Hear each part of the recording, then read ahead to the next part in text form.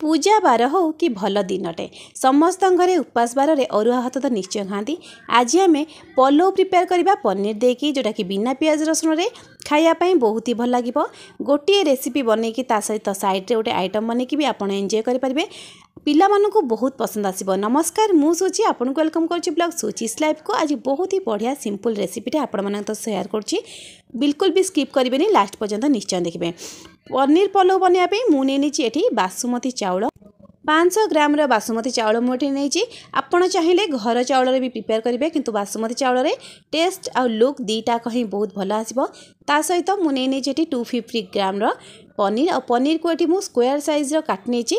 आपड़ जेकोसी सेप्रे भी काटिपारे। ता सहित आमको दरकार पड़ो कि अदा, जेहेतु आम ये बिना पियाज रसुण प्रिपेयर कर अदा निश्चय ऐड करने खायापाई बहुत ही बढ़िया लगे। कड़ाई देनबा आम कि घी, आम ये पूरा प्रोसेसटा घी रे ही प्रिपेयर करवा। घी टी आम गरम हो गला से आम काटिकी रखि पनीर को देदेबा। घी रे पनीर को भाजीदेले ना ता सेंटा बहुत ही बढ़िया आसो।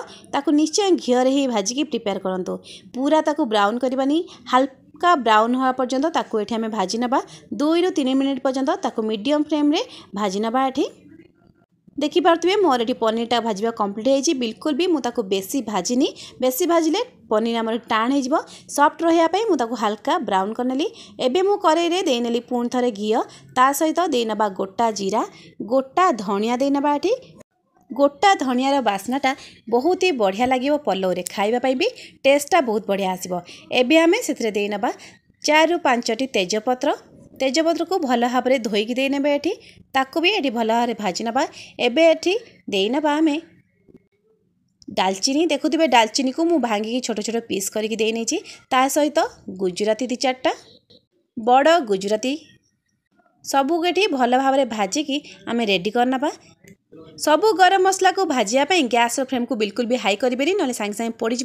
मीडियम फ्लेम रे ताकू 1 मिनिट पर्यंत भाजी नबा। बिल्कुल भी बेसी समय भाजिले तार बास्नाटा भी पड़ीज। भल भाव में भाजीगला घी रे आम ये देनबा बासुमती चाउल को, जोटा को मु हलदी लुण आउ अदा देकी रेडी करके 10 ରୁ 15 मिनिट रखिदेली। एबे देखि पारथुबे चाउल रे किछि पानी रही। चाउल पानीटा भल भाव में मरिबा पर्यंत ताकू आमे घी रे भाजी नबा।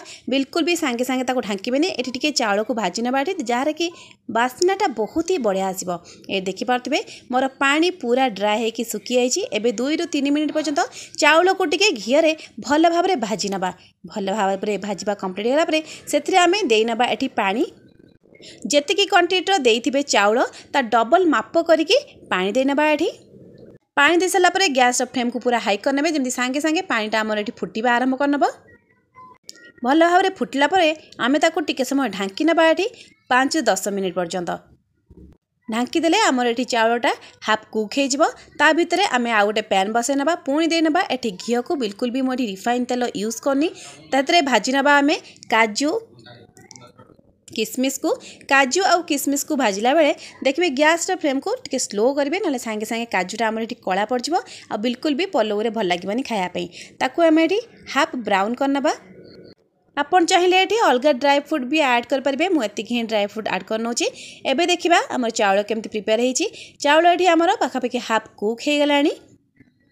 आउ टिके कुक हवा पर्यंत आम ताकू अपेक्षा करवा जेपर्यंत आमर चाउलटा 80% न होइछि। चाउल आमर 80% सिझीगलानी। एठी एबे आमे सेथरे ऐड करनबा भाजिकी रखिथिबा पनीर, काजू और किसमिस को। ताकू एठी देनबा। एबे देनेले आमर पनीरटा भी भल भाव में चाउल रे मिसिकी ता टेस्टटा भल आसीबो। ताकू भल भाव में गोळे नबा। बिल्कुल भी किछि मसला आम एठी ऐड करबानी। पूरा सिंपल उपाय आम ये प्रस्तुत करनबा। जेहेतु आम घी रे कर बास्ना ही आप जानीपर पलौ पूरा परफेक्ट भाव में हो कि देखो आमर ये पलौ पूरा परफेक्ट भाव में रेडी हो पाखापाखि 15 ରୁ 20 मिनिट भितर पूरा परफेक्ट भाव में आमर रेडी हो पलौ। ताऊपर देनबा कि कटा धनिया पत्र, जोटा कि बास्ना बहुत ही बढ़िया आसिबो। आमर ये तो कंप्लीट हो गला। आपन ताको निश्चय घरे ट्राए करंतु। बहुत कम समय भितर आपन पाखरे प्रिपेयर होकी पहुंची जिवो गोटे बहुत ही बढ़िया रेसिपी, जोटा कि समस्त फैमिली सहित एंजॉय कर पारिबे। रहुची नमस्कार। वीडियो भल लगे सब्सक्राइब निश्चय करने।